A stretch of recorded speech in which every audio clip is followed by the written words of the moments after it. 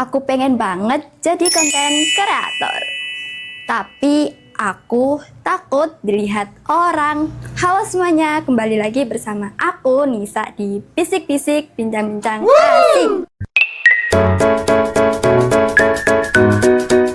Pengen mulai tapi takut dilihat, itu yang akan aku bahas di video kali ini.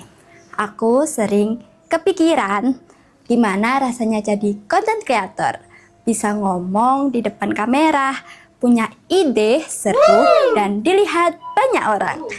Kedengarannya menyenangkan, tapi setiap kali aku mau mulai, aku berhenti. Bukan karena nggak mau, tapi karena takut.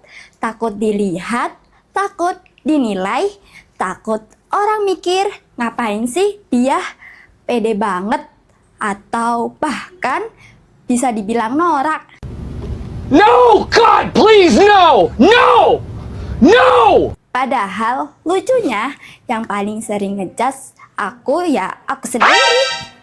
Aku sering nunda, bilang ke diri sendiri, nanti aja kalau udah siap, nanti aja kalau udah punya konsep, nanti aja kalau udah pede. Tapi nanti itu nggak pernah datang, karena makin aku nunggu sempurna, makin aku nggak mulai-mulai.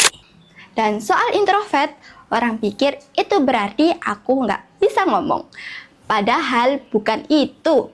Aku bisa ngomong, aku punya banyak pikiran di kepala. Banyak hal yang pengen aku ceritain.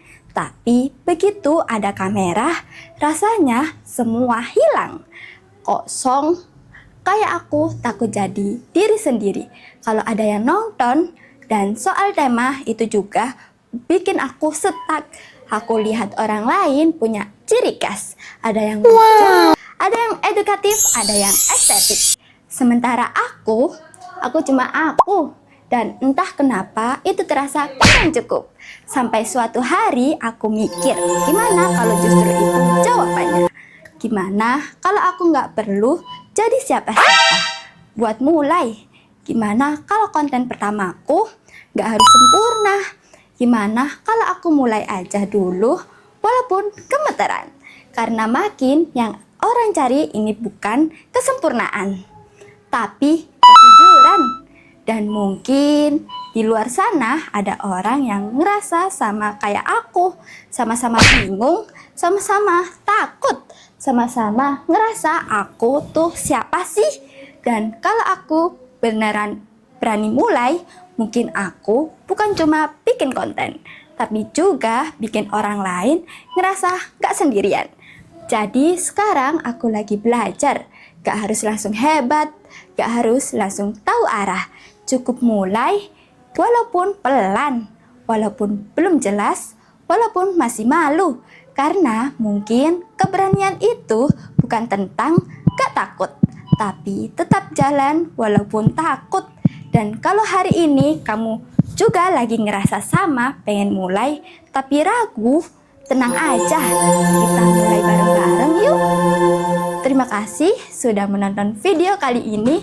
Jangan lupa like, komen, dan subscribe. Bye-bye.